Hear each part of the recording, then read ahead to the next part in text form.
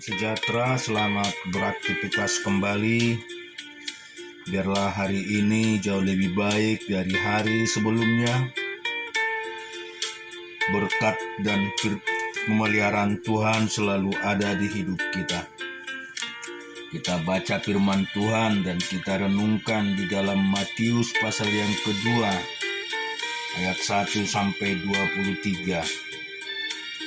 Sesudah Yesus dilahirkan di Betlehem di tanah Yudea pada zaman Raja Herodes, datanglah orang-orang Majus dari timur ke Yerusalem dan bertanya-tanya, di manakah dia, raja orang Yahudi yang baru dilahirkan itu? Kami telah melihat bintangnya di timur dan kami datang untuk menyembah dia. Ketika Raja Herodes mendengar hal itu, terkejutlah ia beserta seluruh Yerusalem. Maka dikumpulkannya semua imam kepala dan ahli Taurat bangsa Yahudi. Lalu dimintanya keterangan dari mereka di manakah Mesias akan dilahirkan. Mereka berkata kepadanya, di Betlehem di tanah Yudea, karena demikianlah ada tertulis dalam kitab Nabi. Dan engkau Betlehem, tanah Yehuda, engkau sekali-kali bukanlah yang terkecil di antara mereka yang memerintah Yehuda, karena daripadamulah akan bangkit seorang pemimpin yang akan menggembalakan umatku Israel. Lalu dengan diam-diam Herodes memanggil orang-orang Majus itu dan dengan teliti bertanya kepada mereka bila manakah bintang itu nampak. Kemudian ia menyuruh mereka ke Betlehem, katanya, pergi dan selidikilah dengan seksama hal-hal mengenai anak itu, dan segera sesudah kamu menemukan dia, kabarkanlah kepadaku supaya aku pun datang menyembah dia. Setelah mendengar kata-kata raja itu, berangkatlah mereka dan lihatlah bintang yang mereka lihat di timur itu mendahului mereka hingga tiba dan berhenti di atas tempat di mana anak itu berada. Ketika mereka melihat bintang itu, sangat bersukacitalah mereka. Maka masuklah mereka ke dalam rumah itu dan melihat anak itu bersama Maria ibunya, lalu sujud menyembah dia. Mereka pun membuka tempat harta bendanya dan mempersembahkan persembahan kepadanya, yaitu emas, kemenyan, dan mur. Dan karena diperingatkan dalam mimpi supaya jangan kembali kepada Herodes, maka pulanglah mereka ke negerinya melalui jalur lain. Setelah orang-orang Majus itu berangkat, nampaklah malaikat Tuhan kepada Yusuf dalam mimpi dan berkata, bangunlah, ambillah anak itu serta ibunya, larilah ke Mesir dan tinggalkanlah di sana sampai aku berfirman kepadamu, karena Herodes akan mencari anak itu untuk membunuh dia. Maka Yusuf pun bangunlah, diambilnya anak itu serta ibunya malam itu juga, lalu menyingkir ke Mesir dan ditinggal di sana hingga Herodes mati. Hal itu terjadi supaya genaplah yang difirmankan Tuhan oleh Nabi, dari Mesir kupanggil anakku. Kata Herodes tahu. Ketika Herodes tahu bahwa ia telah memperdayakan orang-orang Majus itu, ia sangat marah. Lalu ia menyuruh membunuh semua anak di Betlehem dan sekitarnya, yaitu anak-anak yang berumur 2 tahun ke bawah, sesuai dengan waktu yang dapat diketahuinya dari orang-orang Majus itu. Dengan demikian genaplah firman yang disampaikan oleh Nabi Yeremia. Terdengarlah suara di Rama, tangis dan ratap yang amat sedih. Rahel mengasihi anak-anaknya dan ia tidak mau dihibur, sebab mereka tidak ada lagi. Setelah Herodes mati, nampaklah malaikat Tuhan kepada Yusuf dalam mimpi di Mesir, katanya, "Bangunlah, ambillah anak itu serta ibunya dan berangkatlah ke tanah Israel, karena mereka yang hendak membunuh anak itu sudah mati." Lalu Yusuf pun bangunlah, diambilnya anak itu serta ibunya dan pergi ke tanah Israel. Tetapi setelah didengarnya bahwa Arkelaus menjadi raja di Yudea menggantikan Herodes ayahnya, ia takut ke sana karena dinasehati dalam mimpi. Pergilah Yusuf ke daerah Galilea. Setibanya di sana ia pun tinggal di sebuah kota yang bernama Nazaret. Hal itu menjadi supaya genaplah firman yang disampaikan oleh nabi-nabi bahwa ia akan disebut orang Nazaret. Kita juga akan baca di Keluaran 25 ayat 1 sampai 22. Berfirmanlah Tuhan kepada Musa, katakanlah kepada orang Israel supaya mereka memungut bagiku persembahan khusus dari setiap orang yang terdorong hatinya. Haruslah kamu pungut persembahan khusus kepadaku itu. Inilah persembahan khusus yang harus kamu pungut dari mereka: emas, perak, tembaga, kain ungu tua, kain ungu muda, kain kermiji, lenan halus, bulu kambing, kulit domba jantan yang diwarnai merah, kulit lumba-lumba dan kayu penaga, minyak untuk lampu rempah-rempah, untuk minyak urapan, dan untuk ukupan dari wangi-wangian, permata krisporas dan permata tatahan, untuk baju epod dan untuk tutup dada.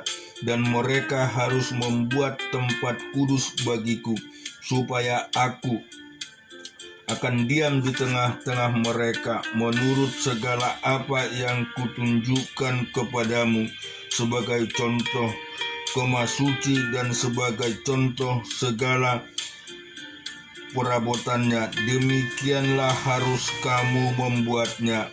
Haruslah mereka membuat tabut dari kayu penaga, 2,5 hasta panjangnya, 1,5 hasta lebarnya, dan 1,5 hasta tingginya. Haruslah engkau menyalutnya dengan emas murni dari dalam dan dari luar. Engkau harus menyalutnya, dan di atasnya harus kau buat bingkai emas sekelilingnya. Haruslah engkau menuang 4 gelang emas untuk tabut itu, dan pasanglah gelang itu pada keempat penjurunya, yaitu 2 gelang pada rusuknya yang satu dan 2 gelang pada rusuknya yang kedua. Engkau harus membuat kayu pengusung dari kayu penanga dan menyalutnya dengan emas. Haruslah engkau memasukkan kayu pengusung itu ke dalam gelang yang ada pada rusuk tabut itu, supaya dengan itu tabut dapat diangkut. Kayu pengusung itu haruslah tetap tinggal dalam gelang itu, tidak boleh dicabut dan di dalamnya. Dalam tabut itu haruslah kau taruh loh hukum yang akan kuberikan kepadamu. Juga engkau harus membuat tutup pendamaian dari emas murni 2,5 hasta panjangnya dan 1,5 hasta lebarnya, dan haruslah kau buat 2 kerub dari emas. Kau buatlah itu dari emas tempaan pada kedua ujung tutup pendamaian itu. Buatlah 1 kerub pada ujung sebelah sini dan 1 kerub pada ujung sebelah sana. Seiras dengan tutup pendamaian itu, kamu buatlah kerub itu di atas kedua ujungnya. Kerub-kerub itu harus mengembangkan kedua sayap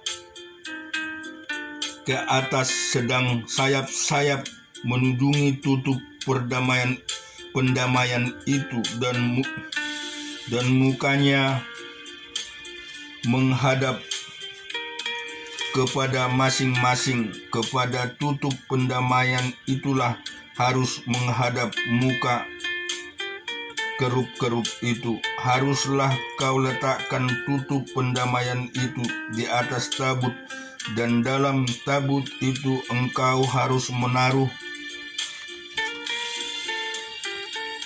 loh hukum yang akan kuberikan kepadamu, dan di sanalah aku akan bertemu dengan engkau, dan dari atas tutup pendamaian itu, dari antara kedua kerub yang di atas tabut hukum itu, aku akan berbicara dengan engkau tentang segala sesuatu yang akan kuperintahkan kepadamu untuk disampaikan kepada orang Israel. Dan juga kita akan baca Hakim-Hakim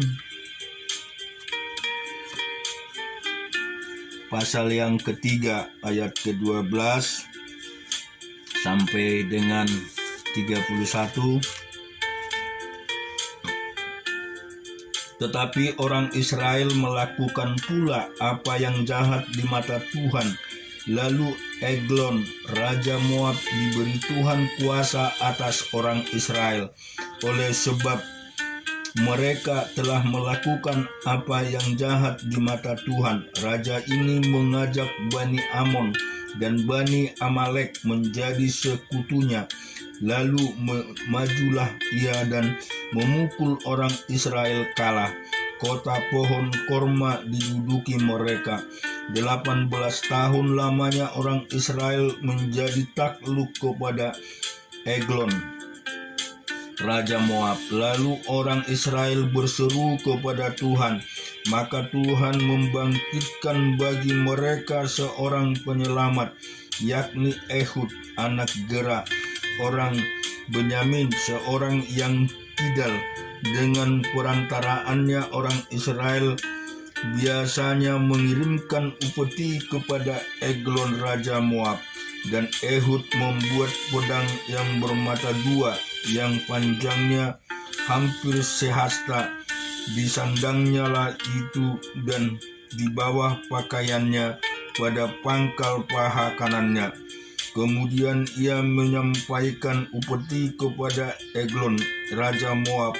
Adapun Eglon itu seorang yang sangat gendut.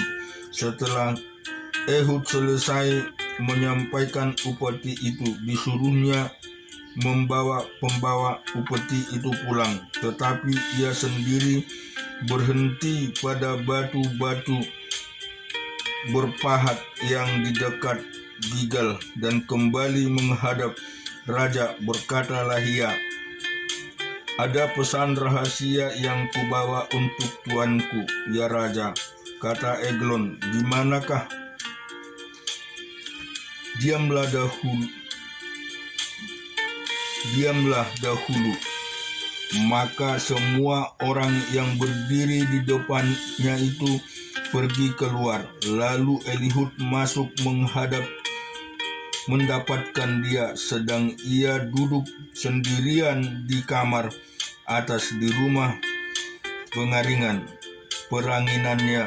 Berkatalah Elihud, ada firman Allah yang kubawa untuk tuanku. Lalu bangunlah ia berdiri di tempat duduknya. Kemudian Elihud mengulurkan tangan kirinya, dihunusnya pedang itu dari pangkal paha kanannya dan ditikamnya ke perut raja, sehingga hulunya beserta mata pedang itu masuk. Lemak menutupi mata pedang itu, sebab pedang itu tidak dicabutnya dari perut raja. Lalu keluarlah ia melalui pintu belakang. Demikian Elihud sampai ke serambi pintu kamar atas itu ditutup dan dikuncinya. Setelah ia keluar, baru saja ia keluar, datanglah hamba-hamba raja melihat, tetapi pintu kamar atas itu terkunci. Lalu berkatalah mereka, tentulah ia membuang air di kamar rumah peranginan itu. Lalu mereka menunggu sampai menjadi bingung, tetapi raja tidak membuka pintu kamar atas itu. Kemudian mereka mengambil kunci, membuka pintu, maka tampaklah tuan mereka mati, tergeletak di lantai. Sedang mereka berlambat-lambat, Elihud meloloskan diri. Ia lewat dari batu-batu berpahat dan meloloskan diri ke arah Seira. Setelah ia sampai ke sana, ditiupnyalah sangkakala di pegunungan Efraim. Lalu turunlah orang Israel bersama-sama dengan dia dan dari pegunungan itu, dan ia sendiri di depan. Berkatalah ia kepada mereka, ikutlah aku, sebab Tuhan telah menyerahkan musuhmu, orang-orang Moab itu, ke dalam tanganmu. Maka turunlah mereka mengikuti dia, lalu mereka merebut tempat penyerangan sungai Yordan ke Moab, dan tidak seorang pun dibiarkan mereka menyeberang. Pada waktu itu mereka menewaskan kira-kira 10.000 orang dari Moab, semuanya orang tegap dan tangkas, seorang pun tidak ada yang lolos. Demikian pada hari itu Moab ditundukkan oleh Israel, maka amanlah tanah itu 8 tahun lamanya. Sesudah dia bangkitlah Samgar bin Ahad. Ia menewaskan orang Filistin dengan tongkat penghalauan lembu, 600 orang banyaknya. Demikianlah ia juga menyelamatkan orang Israel. Kita juga akan baca di Ayub pasal yang ke-6